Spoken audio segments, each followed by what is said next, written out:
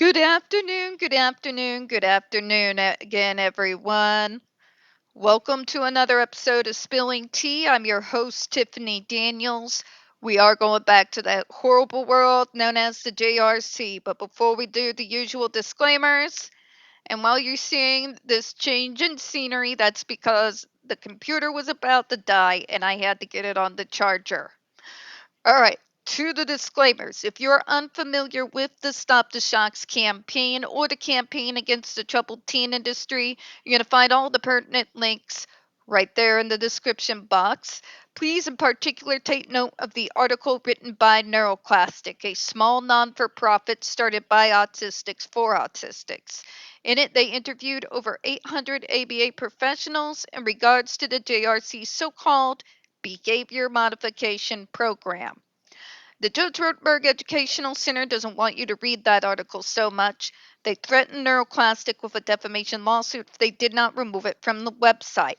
NeuroClastic refused, so you know the drill. Please read the article, share on all your social media.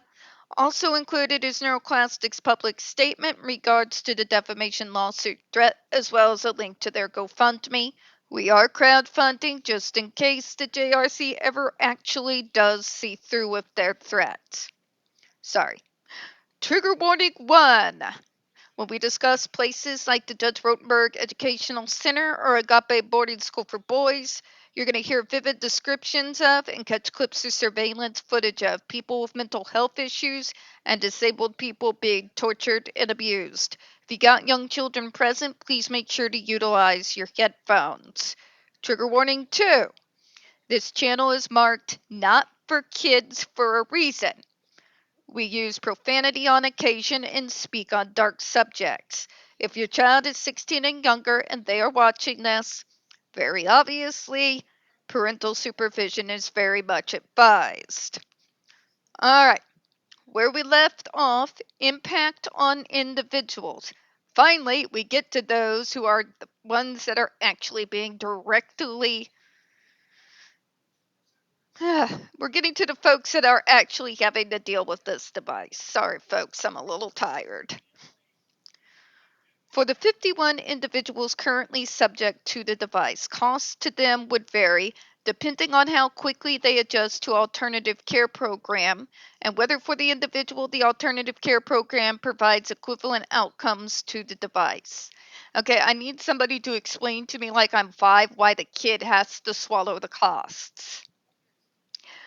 As far as what I've dug into, usually it's the school districts that are paying for these kids to be at that school. There's a few rare instances where it's more private and the parents are shelling out the dough, but otherwise it seems like it's the school districts that are paying here.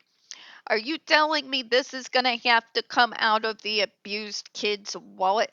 Because you better hope to God that is not what you're insinuating here.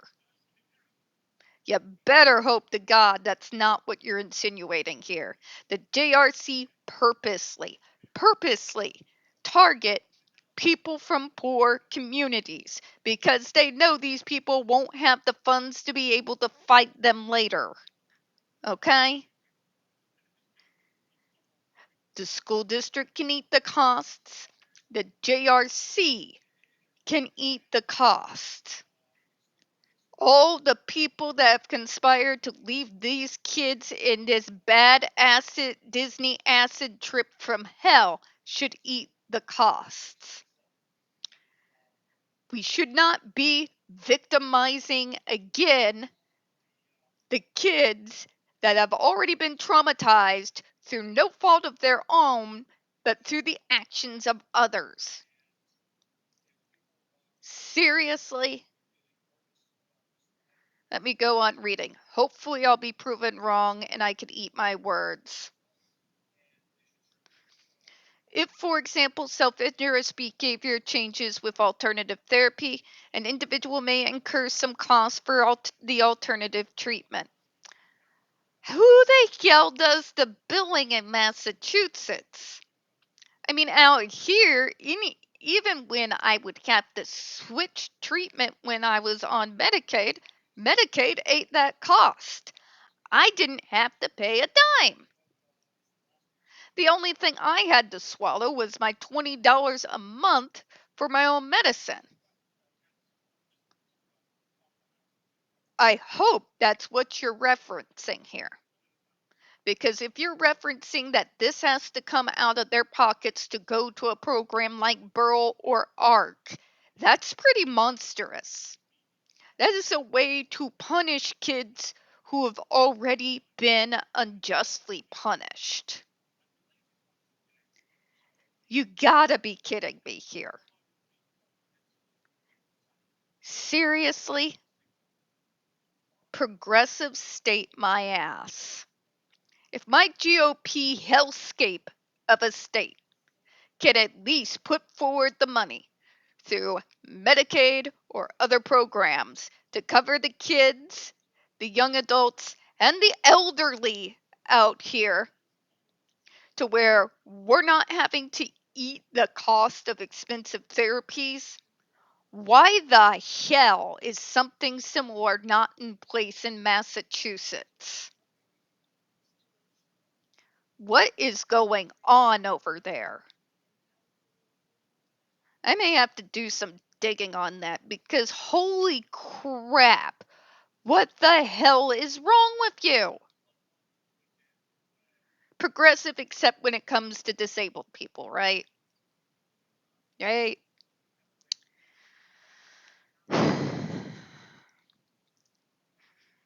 For those individuals, it is impossible to say how much their utility would change when they switch to other care programs at the result of the rule.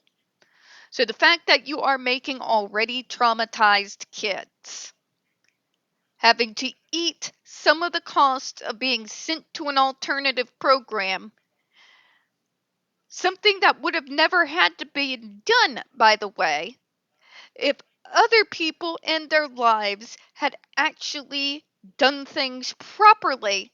You're punishing them for their own torture. Do you understand that?